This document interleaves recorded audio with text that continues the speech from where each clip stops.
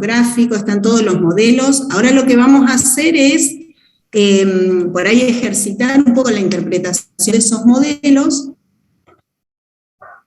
pero esa información la tienen y la han trabajado con los ayudantes alumnos, así que no la vamos a volver a repetir.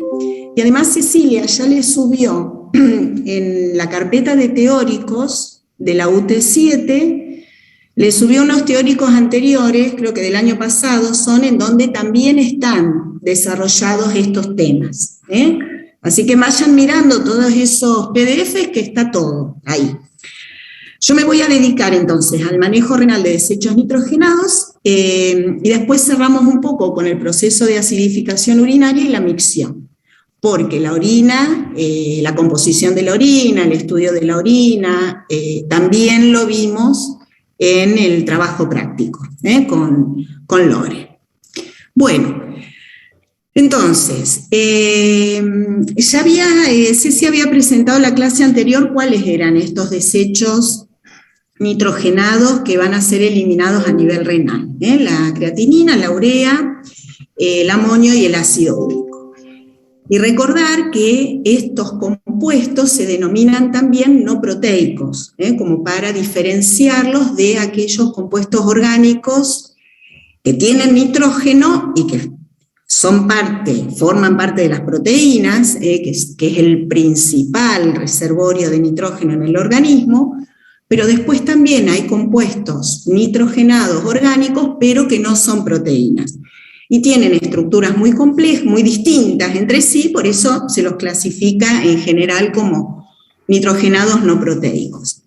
Y habíamos dicho en la clase anterior que esos compuestos nitrogenados colaboran o participan en el mantenimiento del balance nitrogenado del organismo. Y que ese balance nitrogenado, para que se mantenga la cantidad de nitrógeno en el organismo,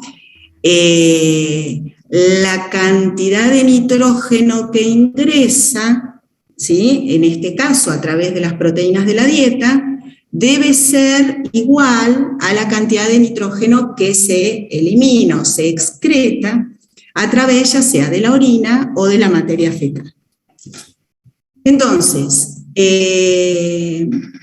la fuente de nitrógeno en el organismo eran esas proteínas dietarias que van a pasar a circulación como aminoácidos, y esos aminoácidos son los que van a formar parte de las proteínas, compuesto proteico, pero también van a formar parte de un montón de otros compuestos nitrogenados que no son proteínas.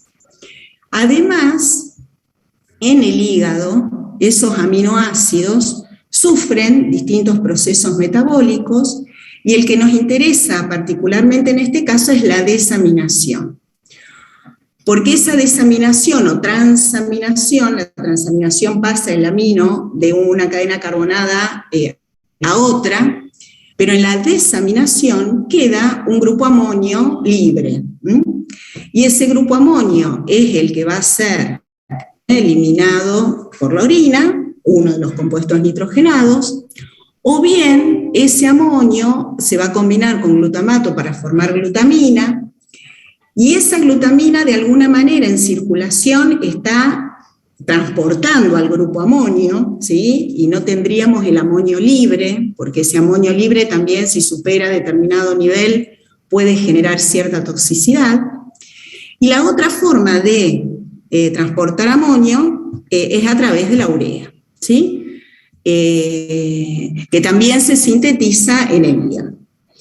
Y después tenemos los otros dos componentes que son productos del metabolismo de algún compuesto orgánico nitrogenado, como son las purinas que dan el ácido úrico, o la creatina fosfato, que está en el músculo y que la vimos que era una fuente de energía, se va a transformar en creatinina.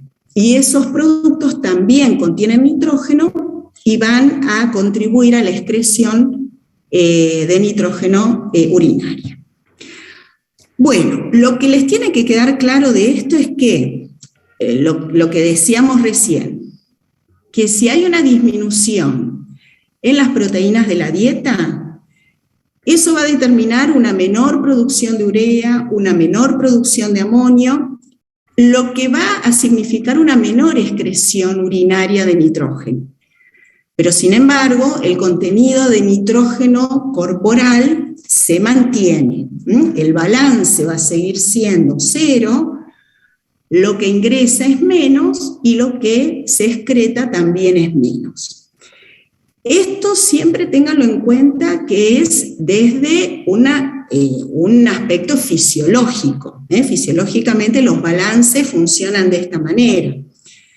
Ahora, cuando hay una situación patológica, ahí ya podemos tener un cambio en ese contenido total de nitrógeno. Pero si no, fisiológicamente, si entra menos, va a eliminarse menos. O viceversa, si hay una alimentación rica en proteínas, va a haber mayor producción de amonio y de urea. Bueno, aquí en esta diapo ven valores, les puse valores en sangre y en orina, y para que puedan comparar la cantidad de compuestos nitrogenados que hay en plasma respecto de la orina, y a su vez en plasma cuáles son los niveles entre los distintos compuestos nitrogenados no proteicos. Bueno, ¿qué ven acá? Que el principal compuesto nitrogenado en la orina es la urea, ¿sí? Esta urea, si después analizan los valores, van a ver que la concentración en orina es mucho mayor a la que tenemos en plasma, y eso está indicando una producción permanente o continua por parte del hígado. Ahora bien, esta urea en la orina está representando una excreción, una eliminación de nitrógeno. Pero sin embargo, a nivel renal, y eso lo vamos a ver ahora, la urea tiene una función, forma parte del gradiente córtico-medular. De manera que si hay una disminución importante de urea, debido, por ejemplo, a una disminución de las proteínas de la dieta, como dijimos antes, por ahí el contenido total de nitrógeno no se va a ver afectado, pero probablemente este gradiente córtico-medular en el que participa la urea va a estar disminuido. Y ese gradiente córtico-medular es esencial para el proceso de concentración de la orina. Entonces, empiecen a ver que cada uno de estos compuestos o el dosaje de estos compuestos me está hablando de una parte del proceso, y me puede estar explicando una observación clínica, un signo o un síntoma en el paciente. Eso con respecto a la urea. Si seguimos en orden, el amonio forma parte, es uno de los componentes del buffer amonio-amoníaco, ¿sí? Es un buffer de la orina, también es una fuente de eliminación de nitrógeno, de excreción de nitrógeno, pero tiene un rol fundamental en la orina, ya que contribuye a lo que denominamos acidez no titulable. Al ser un buffer, va a asegurar o va a permitir que se pueda excretar exceso de protones, y como vamos a ver ahora, esa acidez total de la orina la podemos repartir entre la acidez que representa el amonio y la acidez que representa el fosfato, ¿sí? A la que representa el amonio la denominamos acidez no titulable, y la otra es la titulable. Bien, así que cuando hablemos de amonio y amoníaco tenemos que hablar de acidez de la orina. Después la creatinina. La creatinina sí es un producto de desecho, ¿sí? No tiene mayor utilidad en el organismo, ¿está? Ahora vamos a hablar un poquito en detalle para qué se usa la creatinina desde el punto de vista del laboratorio y desde el punto de vista clínico, pero fisiológicamente no tiene ninguna función en el organismo y se excreta al exterior únicamente a través de la orina. Y después tenemos el ácido úrico, que también tiene una gran cantidad de nitrógeno en su estructura, es el producto de degradación de las purinas, pero la pregunta ¿es un desecho? ¿No tiene ninguna función, ninguna utilidad este ácido úrico en el organismo? Y bueno, no hay mucho acuerdo acerca de cuál es el rol del ácido úrico en sangre y en la orina, pero bueno, hay algunas hipótesis interesantes que ahora las voy a compartir. Bueno, este sería el resumencito, así que vamos a meternos uno por uno. Vamos con el más fácil, que es la creatinina. La creatinina proviene del músculo por una degradación no enzimática de la creatina fosfato, pierde su fosfato y luego pasa a creatinina. Y la vimos a la creatinina como un marcador del filtrado glomerular, ¿sí? Porque tiene la particularidad de que solo se excreta por orina, se filtra libremente, no se metaboliza por el riñón, no es tóxica, de manera que el clearance de creatinina, que es lo que tuvieron que calcular en el backup, estima la tasa de filtración glomerular, que también lo vimos en el práctico. Ahí les pongo la formulita para que la recuerden. Sin embargo, esta creatinina tiene algo de secreción a nivel del túbulo contorneado proximal, mediante estos transportadores de aniones orgánicos, que ahora los vamos a ver. Por lo que, si yo comparo el valor de tasa de filtración glomerular obtenido mediante el clearance de creatinina y el obtenido mediante el clearance de inulina, que probablemente ya lo mencionaron en el práctico, vamos a encontrar que hay una diferencia. Y como la creatinina tiene algo de secreción a nivel del túbulo contorneado proximal, sobreestima el valor de tasa de filtración glomerular. Da un valor un poquito más alto, un 10-20% más alto de lo que daría el clearance de inulina. La inulina es la molécula indicada o la molécula de elección para medir el clearance, porque esta sí no se reabsorbe ni se secreta, solamente se filtra. Pero el inconveniente es que hay que inyectarla, porque no es propia del organismo, no es endógena. Entonces, bueno, la ventaja que tiene una es que da un valor mucho más preciso del clearance, de la tasa de filtración glomerular. Pero sin embargo, para una medida de rutina, el clearance de creatinina es la elección. Así que esa sería la utilidad práctica, la utilidad desde el laboratorio, desde la clínica. Pero esa creatinina no tiene ninguna función en el organismo. Pasamos al ácido úrico, a ver cuál es el rol que tiene. Este ya es un ácido débil, diprótico. Diprótico quiere decir que tiene 2 protones para ceder. Uno de los pKs es de 5,4, el otro es de 10,3. Entonces, siempre vamos a estar, por el pH que hay en los líquidos biológicos, siempre vamos a estar viendo al ácido úrico como ácido úrico con todos los protones, o bien como urato. Este ácido úrico, o urato, es el producto final del metabolismo de las purinas, ¿sí?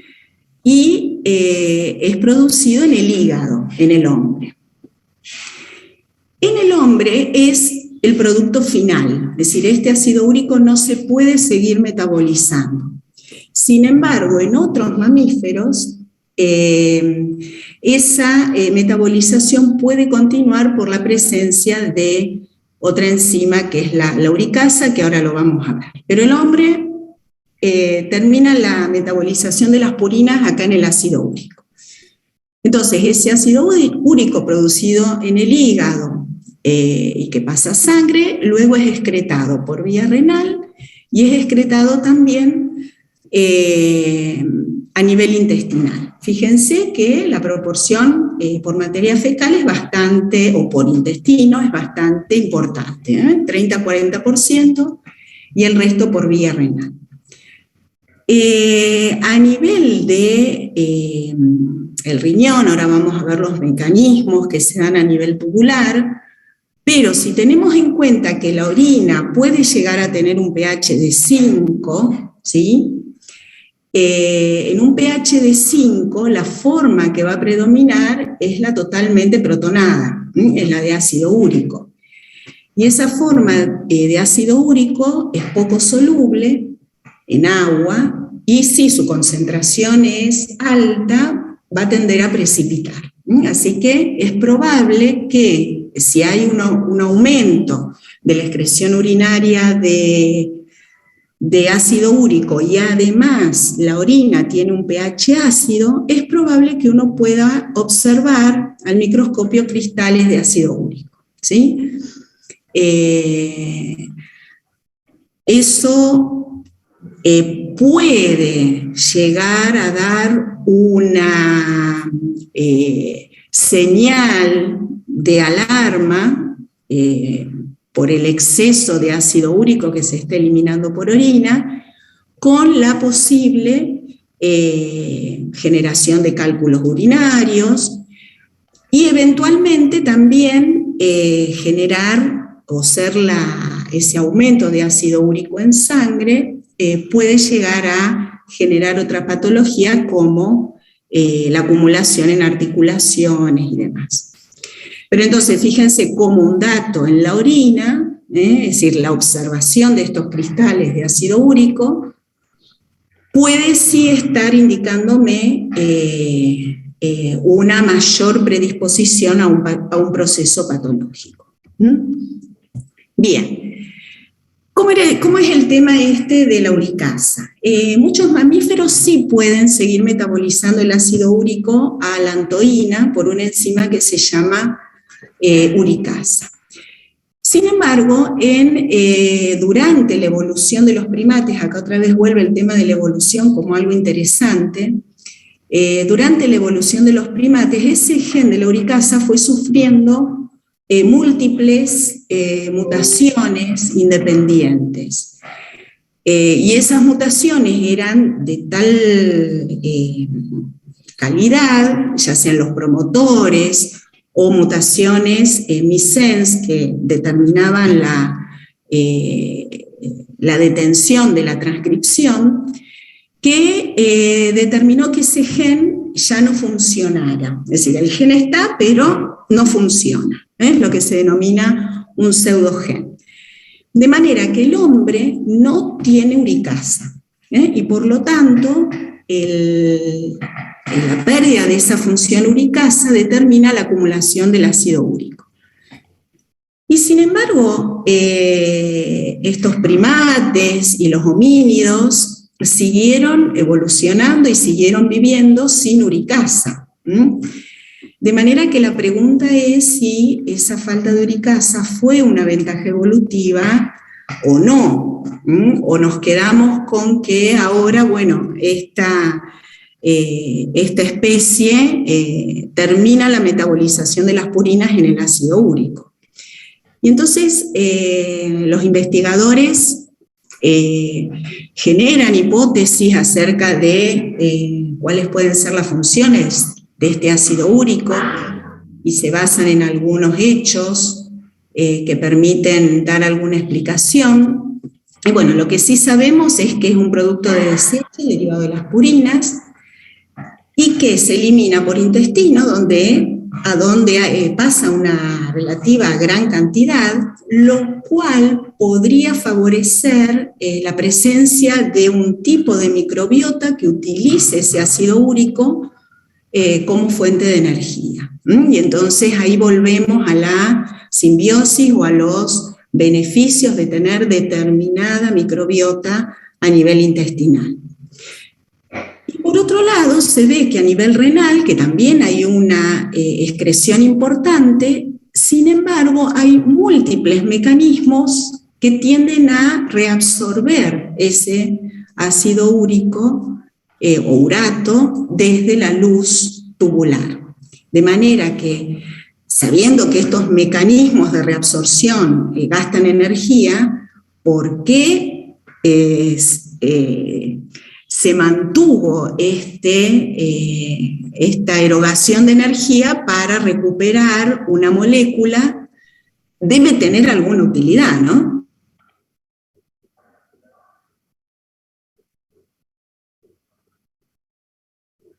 Se sabe que el ácido úrico es un antioxidante y hay esta alta concentración en suero, debido a la falta de uricasa, podría aportar esta ventaja. Además, se vio, o los investigadores notaron, que la uricasa, la pérdida de la uricasa fue posterior a la pérdida de otra actividad enzimática que permitía la síntesis de ácido ascórbico. La vitamina C o ácido ascórbico no la podemos sintetizar nosotros de novo, tiene que ser ingerida, y entonces la falta de síntesis de ácido ascórbico pudo haber sido reemplazada por el ácido úrico como antioxidante mediante la presión selectiva de estas mutaciones sobre el gen de la uricasa. ¿Me siguen? Y además se ve que individuos con condiciones asociadas a un aumento del estrés oxidativo, como pueden ser estas patologías crónicas, de diabetes, dislipemias, hipertensión, tienen niveles más altos de uricemia. Por otro lado, el otro lado de la moneda, esto es el hecho de estas moléculas que tienen tantos protones para dar, pueden funcionar tanto como dadores de protones como aceptores, como antioxidantes, pero también pueden funcionar como prooxidantes.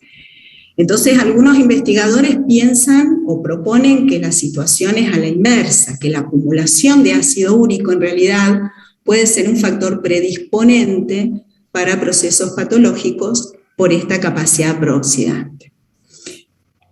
Y otra teoría habla de que estos altos niveles de ácido úrico, consecuencia de la falta de uricasa, pudo haber contribuido también durante la evolución de los homínidos, pudo haber contribuido a la conservación de sodio y agua. ¿Sí?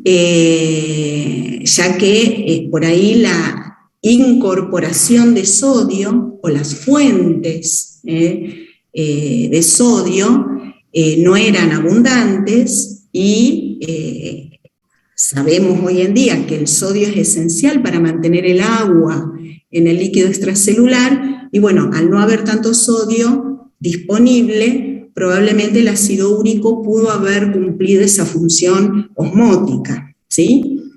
Y luego, al avanzar la evolución y al cambiar el ambiente y la civilización con la disponibilidad de sodio en la dieta y el aumento de su ingesta, los altos niveles de ácido úrico pasan a ser ahora una desventaja. Entonces, siempre la relación de la evolución con el cambio en la expresión proteica y a su vez cómo eso interacciona con los factores del medio ambiente y determinan si en realidad es una ventaja o no. Estas son las hipótesis, no hay nada confirmado, pero el hecho de que este ácido úrico, que es lo que vamos a ver ahora, no avanza, este ácido úrico se reabsorba a nivel tubular, es un hecho que hace pensar que debe cumplir alguna otra función. Fíjense, la excreción fraccional de urato es un 7 a un 12%. Por ahí este concepto no lo hemos trabajado mucho. La excreción fraccional es el porcentaje de la carga filtrada que se excreta. Quiere decir que de cada 100 que se excretan, 10 de cada 100 que se filtran, 10 se excretan, ¿sí? De manera que los otros 90 se reabsorben, ¿eh? Entonces, bueno, por ejemplo, la excreción fraccional de sodio es un 0,1%, ¿eh? Hay una reabsorción enorme. Bueno, si bien el proceso global es una reabsorción, en realidad en distintos segmentos del túbulo proximal hay procesos de reabsorción y también de secreción de uratos, en donde participan distintos transportadores. Fíjense, para la reabsorción participan ya, por ahí está probado por diversas investigaciones, que participan URAT 1 en la membrana apical y el GLUT9 en la vasolateral, que sería el único transportador que asegura el pasaje de urato a través de la membrana vasolateral hacia el intersticio, ¿eh?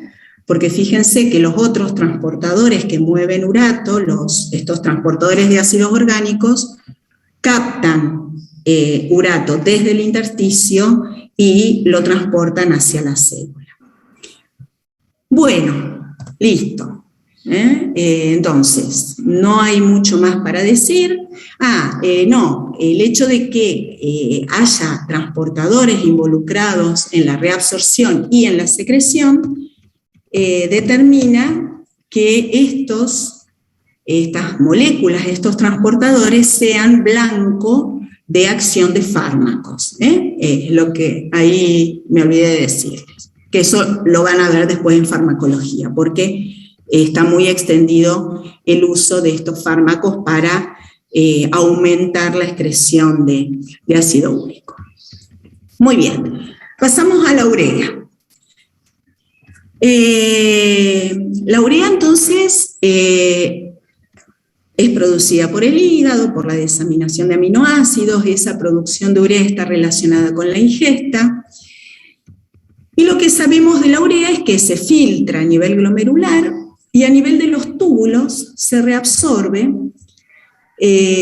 a través de transportadores específicos que son los UT, los UTA, UTA1, UTA2, UTA3, en distintas localizaciones del nefrón, en el asa descendente delgada, y después tenemos los UT A1 y A3 en el colector, ya sea en la parte de la médula más profunda y en la médula intermedia.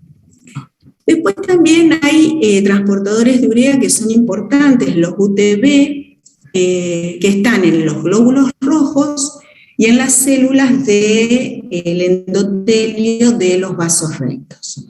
Y vamos a ver que ambos tipos de transportadores son importantes para ese movimiento de la urea a nivel del intersticio medular. Bueno, entre el 30 y el 50% de la carga filtrada de urea se excreta en la orina.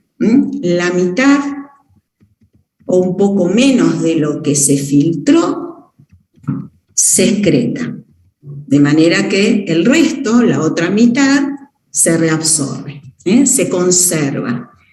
¿Y a dónde va a parar? ¿A dónde se dirige o cuál es la función que cumple? Acá tienen uno de los gráficos, que es uno de los más completos, de cómo va cambiando la concentración de los solutos y de los osmoles totales en los distintos segmentos del nefrón. Esto es para que lo vayan analizando despacito a medida que van agarrando alguno de los solutos, van diciendo qué es lo que le pasa en cada segmento del nefrón y después tratan de interpretar este gráfico. En este gráfico se ve la relación que hay entre el ultrafiltrado, la concentración tubular y el ultrafiltrado. Y fíjense que el gráfico empieza en 1, tiene valores de 1, menores a 1 o mayores a 1, ¿sí? Entonces, cuando la concentración en el ultrafiltrado es igual a la de plasma, el valor es 1. Y a medida que la concentración en el ultrafiltrado aumenta, la línea se va hacia arriba. y cuando la concentración en el ultrafiltrado disminuye, la línea se va hacia abajo. Entonces fíjense que acá esto se interpreta fácilmente porque sabemos que a nivel del túbulo proximal hay reabsorción completa de glucosa, proteínas y aminoácidos. Entonces la concentración en el túbulo desciende a 0. Y por lo tanto ya a partir del final del túbulo proximal yo ya no encuentro esas moléculas en la luz. Y así pueden ir haciendo con cada una de las moléculas en esto.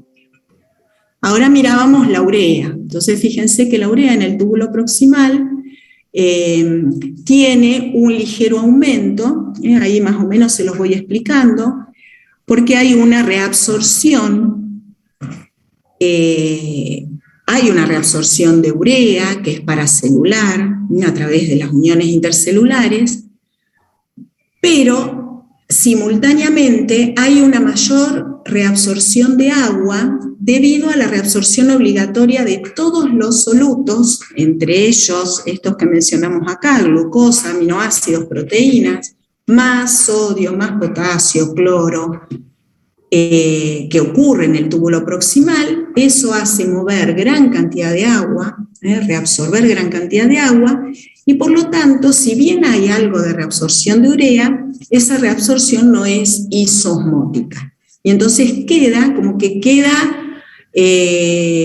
más urea en un menor volumen. Por lo tanto, la concentración es un poco mayor.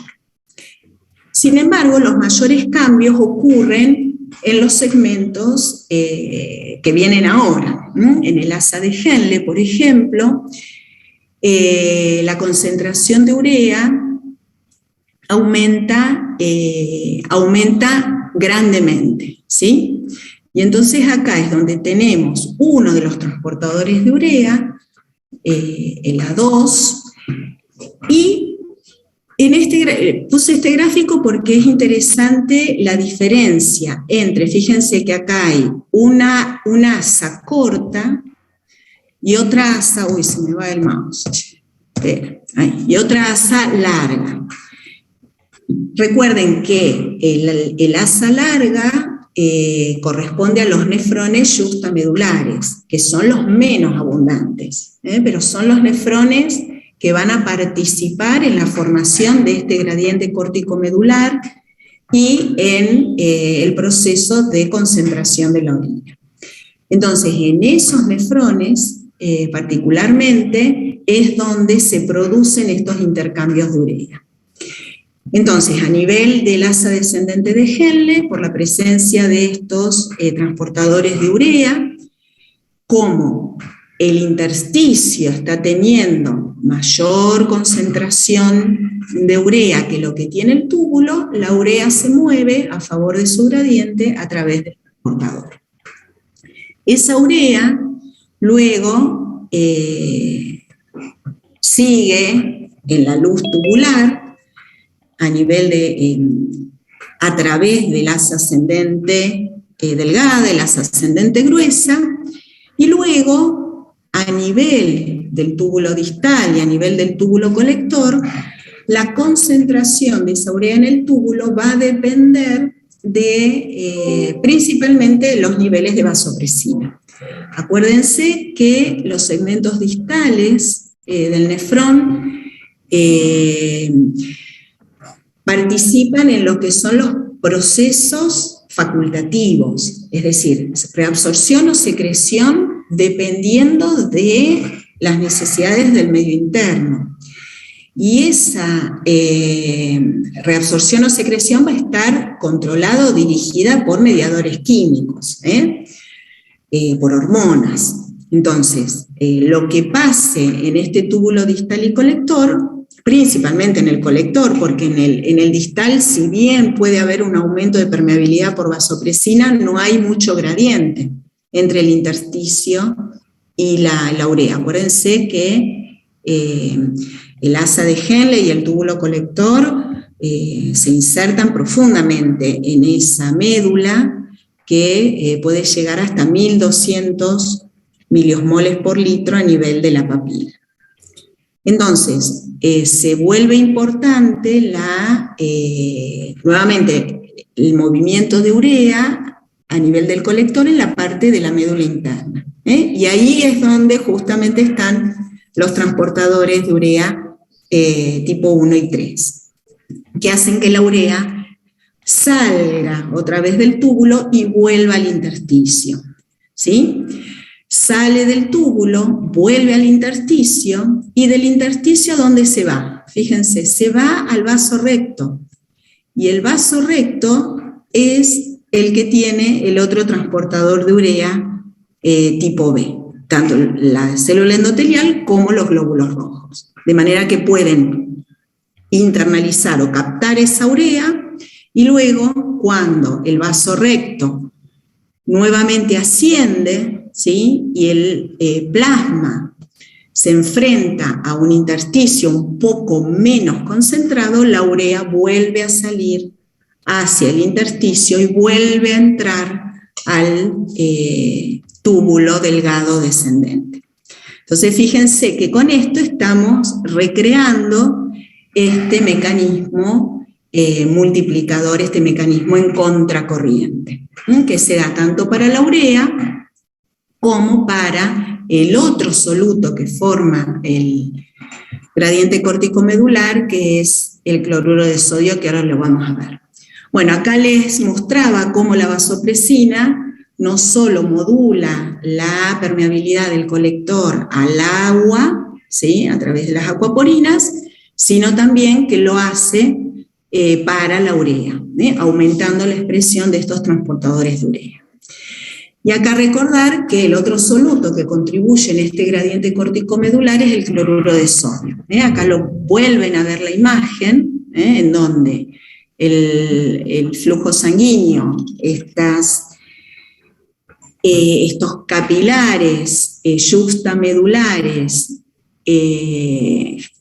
se asocian a estos vasos rectos, que se meten profundamente en la médula y acompañan tanto el asa de Henle como los túbulos colectores, y el cloruro de sodio en este caso proviene principalmente del asa ascendente gruesa, que es un epitelio cerrado y donde se encuentran estos transportadores, los NKCC, y obviamente la bomba de sodio-potasio, lo que permite un pasaje activo de cloruro de sodio desde la luz tubular hacia el intersticio, separando lo que es soluto de lo que es agua, y dejando entonces una luz tubular cada vez con menos cloruro de sodio, es decir, cada vez más hipotónica, y generando un intersticio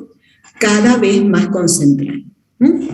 Entonces, son los dos solutos que participan en ese gradiente córtico-medular. Uno es el cloruro de sodio a través de este mecanismo, y otro es la urea a través del mecanismo que explicamos anteriormente. Entonces, volviendo a los niveles de urea, en función del tipo de dieta que uno tiene, si esos niveles de urea son bajos, porque la dieta no es rica en proteínas, la máxima concentración de este gradiente córtico-medular a lo mejor no va a ser 1200, como muestra acá. A lo mejor va a ser 700, y vamos a tener un gradiente que va de 300 en el límite córtico-medular a 700. Eso va a determinar que la capacidad de concentrar la orina en presencia de antidiuréticas sea menor. Esa va a ser una de las consecuencias de una menor cantidad de urea circulante. ¿Estamos? ¿Vamos bien hasta acá? Bueno. Y nos queda el amonio, ¿sí? El amoníaco y amonio, que es el otro producto nitrogenado, ¿sí? Y como dijimos, este amonio puede circular libre, y va a llegar al riñón, pero también circula unido a circula a través de la glutamina, que también es producida en el hígado. Entonces, a nivel renal, el amonio va a ser secretado y reabsorbido, también ambos procesos, contribuyendo tanto a la excreción de nitrógeno, pero fundamentalmente a la excreción de protones. Fíjense que en su estructura tiene un protón en exceso. Entonces, esta es una forma de excretar no solo nitrógeno, sino de excretar protones en la orina. Y participa en la acidificación de la orina. Entonces, en lo que nos vamos a introducir ahora es en este proceso de acidificación urinaria. Bueno, sí o sí tenemos que mencionar el bicarbonato, porque sería el componente básico de este balance ácido-base, el principal componente básico. Ese bicarbonato, a ver, es el principal componente básico. ¿Se acuerdan que de los bufferes, de todos los bufferes que hay en el líquido extracelular, que están todos en equilibrio a través de ese principio isohídrico, el que usábamos para estudiar el balance ácido-base es el buffer bicarbonato. Ese buffer tiene la base, que es el bicarbonato, y el ácido es el ácido carbónico, que al ser muy lábil no lo podemos cuantificar, de manera que lo referimos a niveles de dióxido de carbono disuelto. Entonces tenemos el dióxido de carbono y el bicarbonato. Y usábamos ese buffer porque, si bien el pK era un poquito distinto al pH sanguíneo, pero los dos componentes, tanto el bicarbonato como el dióxido de carbono, pueden ser controlados por el sistema renal, en el caso del bicarbonato, y el sistema respiratorio en el caso del dióxido de carbono. Entonces podemos conocer o podemos interpretar fácilmente qué es lo que está pasando con el estado ácido-base, conociendo qué pasa con el bicarbonato y qué pasa con el dióxido de carbono. Entonces, por eso vamos a hablar qué es lo que hace el riñón con el bicarbonato y cómo puede excretar el exceso de ácidos. Bueno, ese bicarbonato filtrado que se ve acá en la imagen va a ser reabsorbido en un 90% en el túbulo proximal mediante un mecanismo dependiente de la anidrasa carbónica. Entonces, ese bicarbonato junto al protón que proviene del interior celular a través de este NHE forma agua y dióxido de carbono por la acción de la anidrasa carbónica. Este dióxido de carbono es el que puede difundir al interior de la célula y nuevamente en el interior de la célula se produce la disociación. El bicarbonato va a pasar al espacio intersticial a través del NBC vasolateral y el protón va a volver a la luz a través del NHE. Esto va a continuar hasta que prácticamente todo el bicarbonato se haya reabsorbido. Sin embargo, esa reabsorción del bicarbonato filtrado no es suficiente para mantener el balance ácido-base, porque acuérdense que el metabolismo está permanentemente generando ácido, tanto ácido volátil como ácido fijo. De manera que se requiere nuevo bicarbonato para poder mantener los valores de bicarbonato necesarios para ese pH de 740. Entonces, en la parte de abajo de esta celulita, que es del túbulo proximal, vemos el mecanismo por el cual se genera nuevo bicarbonato. Y acá, fíjense quién participa en este mecanismo. Participa la glutamina. Ese glutamato que tiene el grupo amino agregado.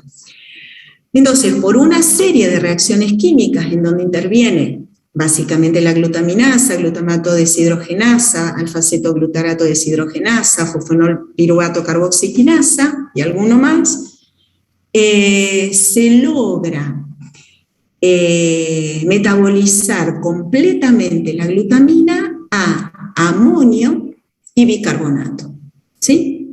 Se generan 2 amonios y 2 bicarbonatos. El bicarbonato se va al intersticio y se va a la sangre, y ayuda a mantener esos 24 miliequivalentes por litro necesarios para mantener un pH de 7,40. Y fíjense qué pasa con el amonio. El amonio es secretado a la luz tubular a través del NH. ¿Sí? Entonces, esta generación de nuevo bicarbonato depende de esa glutamina. Y no solo va a generar bicarbonato adicional al intersticio, sino que provee ya de protones a la luz tubular.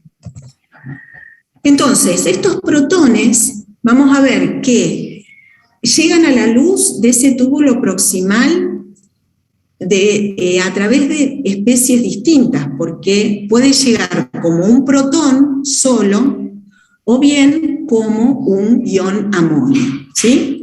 En ambos casos se utiliza el mismo transportador, el NH, que es muy característico de este túbulo, de la membrana apical del túbulo proximal.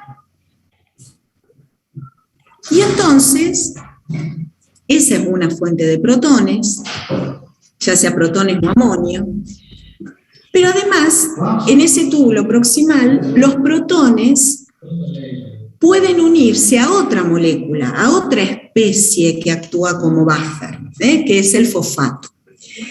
Y fíjense que este fosfato, este es el fosfato que se filtra, ¿sí?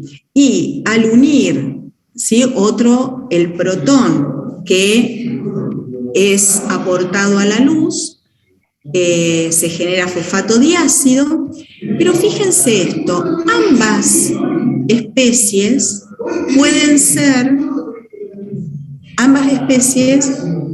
pueden ser reabsorbidas a nivel de la membrana apical. Espérenme un segundito, que hay un conflicto acá familiar. Sí. Ahí va, esperen que no sé cómo. Ay, esta gente. Qué cosa. Bueno, acá. Espérenme. Sí, che, escúchame, estoy en clase. Prendeme la luz. Estoy en clase. Prendeme la luz, por favor.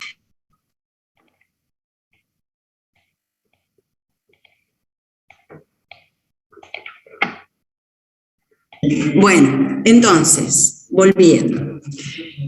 Este fosfato también puede captar el protón que sale a la luz, ¿sí? Y contribuir a la capacidad buffer. Pero ¿qué pasa? Que tanto el fosfato monoácido como el diácido son reabsorbidos a nivel tubular. De manera que la capacidad de captar protones es limitada, porque no voy a tener suficiente cantidad de moléculas de fosfato para captar todo ese exceso de protones que ingresan a la luz. Y eso se ve claramente en este gráfico. Fíjense entonces que hay un componente buffer asociado al fosfato, que es lo que denominamos acidez titulable, pero que esa acidez titulable contribuye poco a la acidificación de la orina cuando hay una sobrecarga ácida sostenida. Mientras que el que sí realmente puede aumentar de 10 a 50 veces la cantidad de ácido que acumula en la luz tubular es el amoníaco, a través de lo que denominamos la acidez no titulable. ¿Está? Bueno, pasamos por el amonio, el fosfato, pero bueno, esto es en el túbulo proximal. El amonio, luego, a nivel del asa de Henle, sufre reabsorción, ¿sí? Fíjense, se mete a través de este NKCC porque tiene un tamaño, un radio parecido al potasio, entonces puede pasar, y desde el interior celular luego va a ser transportado hacia el intersticio y hacia la sangre. Entonces fíjense que en esta asa de Henle el amonio es reabsorbido y pasa a circulación, donde vuelve al hígado para ser sustrato de mayor síntesis de urea. Y este amonio ahora, como no está en la luz, obviamente no participa en el proceso de acidificación. Así que del total de amonio que llega al riñón, solamente un 50% se excreta y el otro 50% se reabsorbe para seguir, para volver al hígado y seguir formando urea. Y a nivel del túbulo... Profe, sí. ¿puede poner el power en presentación? Ah, mira, me quedé en el chiquito. Sí, perdón. Acá. No hay drama. Ahí va, ¿sí? Entonces, ahí lo ven más grande, ahí lo que pasa en el asa de Henle.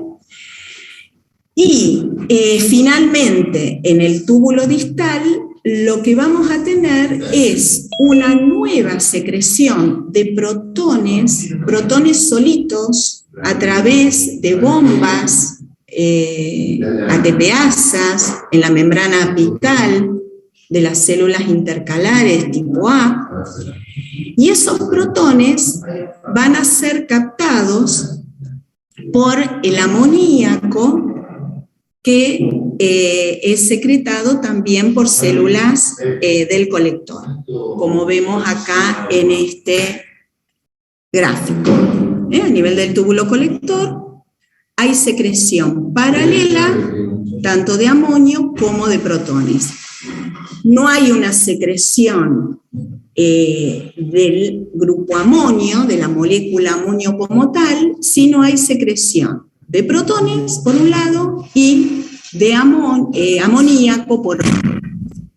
Y esto determina que puedan coexistir distintas proporciones de amoníaco y amonio, lo que va a terminar de definir el pH que tenga esa orina.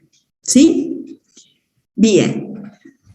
Y entonces, para redondear, recordamos esta contribución de la acidez no titulable principalmente a este pH urinario, y es el que tiene más capacidad de producción o de generación de ácido en la luz tubular, y por lo tanto es el principal mecanismo por el cual el riñón puede aumentar la excreción de protones en respuesta a una acidosis. Es a través de todas las etapas de este metabolismo del amonio, ya sea la captación de la glutamina, la glutaminasa, glutamato deshidrogenasa, fosfonolpiruvato, carboxiquinasa, la cantidad de estos transportadores en el asa ascendente, la cantidad de estos transportadores que son los que mueven el amoníaco en el túbulo distal, y entonces esa va a ser el principal mecanismo por el cual una orina puede ser lo suficientemente ácida para eliminar el exceso de ácidos que se está generando en el metabolismo. ¿Sí? ¿Quedó? Bueno. A ver si alguien tiene alguna preguntita de esto. Lleva tiempo por ahí interrelacionar todos los mecanismos. Pero bueno, traten de ir integrando, traten de ir viendo al nefrón y al vaso recto como una unidad. Y no solo ver qué es lo que pasa, obviamente en cada segmento del nefrón, obvio, porque hay distintos transportadores, pero también traten de ir sectorizando en la zona cortical, en la zona medular más externa y en la zona medular más interna, porque los intersticios son totalmente distintos y los procesos que se dan en cada lugar también cambian. Bueno, y después tenemos que la sumatoria de todos estos procesos determina una dada composición de la orina, ¿sí? Que eso lo vieron en el trabajo práctico. Esa orina, el 95% es agua y el resto son solutos. Que de esos solutos no va a haber, normalmente, glucosa, no va a haber proteínas, no va a haber aminoácidos. El pH va a depender justamente de estos mecanismos que se estén poniendo en marcha para excretar el exceso de ácido del metabolismo. Y esa orina que se forma de manera continua, permanente, se acumula en la vejiga, ¿sí? Y luego esa vejiga se vacía a través de un reflejo que permite eliminar o excretar esa orina formada en un determinado periodo. Y nuevamente vamos a tener acá, como es un mecanismo de excreción, de eliminación de componentes del organismo al exterior, es un mecanismo altamente controlado. Entonces, las estructuras importantes en este control son la vejiga y, bueno, la uretra, el esfínter uretral, y la coordinación de todos estos órganos está mediada por un sistema de control neurológico con componentes tanto a nivel cerebral, a nivel de la médula y a nivel de los ganglios periféricos, ¿sí? Bueno, muy básicamente, acá tienen un esquema de la inervación de la vejiga, de la base de la vejiga, de la uretra y del esfínter. Tenemos inervación autónoma, parasimpática, simpática y también inervación somática en el esfínter. Pero lo interesante es que cuando la vejiga se contrae, la uretra se tiene que relajar. Y tenemos que la inervación de las distintas estructuras ejerce, es la misma inervación que ejerce efectos diferentes en un músculo y en otro. Y eso entonces vamos a ver que está mediado básicamente por distintos tipos de receptores que se encuentren en las distintas localizaciones. Entonces, la transmisión excitatoria parasimpática se da mediante acetilcolina a través de receptores M3, lo cual produce contracción de este músculo detrusor de la vejiga. Sin embargo, a nivel de la base de la vejiga y de la uretra, se va a producir relajación, pero no va a ser por medio de acetilcolina, sino que se ha probado, bueno, y en estudios en distintos animales que participa el óxido nítrico y el ATP.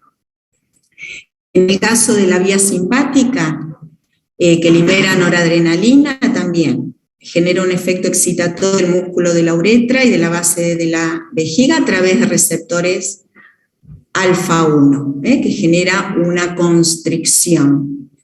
Mientras que la relajación de la vejiga se da mediante esa noradrenalina sobre receptores B3 y eso permite que esa vejiga se siga llenando. Y entonces, como vimos, para el reflejo de la masticación, el reflejo de la deglución, el reflejo de la defecación, también tiene que haber un componente sensitivo que esté informando a el centro integrador en la médula espinal y vamos a ver también que se informa a las estructuras superiores acerca de básicamente la distensión que está teniendo esta pared vesical. De manera que ese reflejo miccional va a ser iniciado por fibras que responden al estiramiento.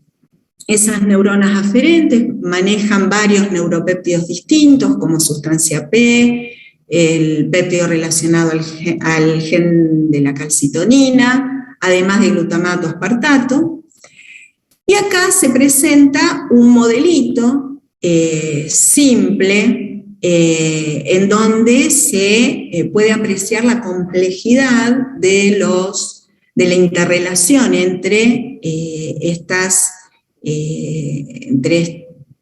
células del uroepitelio con la terminal sensitiva nerviosa, la célula intersticial y la célula muscular. De manera que el inicio, ¿sí?, del reflejo se va a dar a través del estiramiento de la pared de la vejiga, sensado principalmente por estas células del uroepitelio, las cuales van a liberar ATP, y este ATP va a estimular a las mismas células, al componente aferente y también a las células intersticiales, que también van a liberar mediadores para avisar o estimular esa terminal aferente. De manera que se pueda desencadenar el reflejo, el cual requiere, ¿sí?, esta es la porción sacra de la médula, pero tiene un componente a nivel del sistema nervioso central, en la zona gris periacueductal, que se me va para el otro lado, y también de la corteza prefrontal. De manera que uno puede tener conciencia de el estímulo de distensión de la vejiga que va ocurriendo por ese llenado vesical, y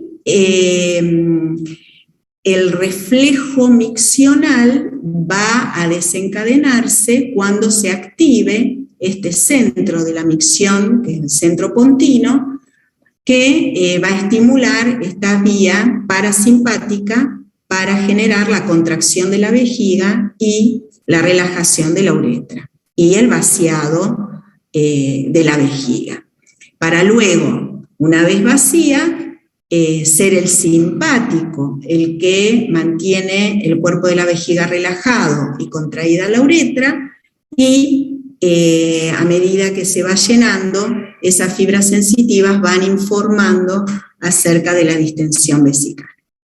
Bueno, acá más o menos se los explico para que vean que, bueno, participan también esas estructuras del sistema nervioso central. Bueno, Sufi, creo que estamos. Muy bien. Bueno, terminamos. Accidentado. ¿Qué va a ser? Bueno, a ver, ¿alguna pregunta? ¿Algo que quieran consultar? Igual esto, bueno, ya lo subimos ahí en la unidad temática, así lo pueden ver tranquilo y van integrando. Acuérdense que tienen más material para ver. Por ahí si les ha quedado algún hueco con lo de la guía de autoestudio o con algún guión en particular, están todos en estos otros teóricos que subimos. ¿Está? Bueno, muy bien. Bueno, si no tienen ninguna preguntita, podemos ir terminando, ¿no?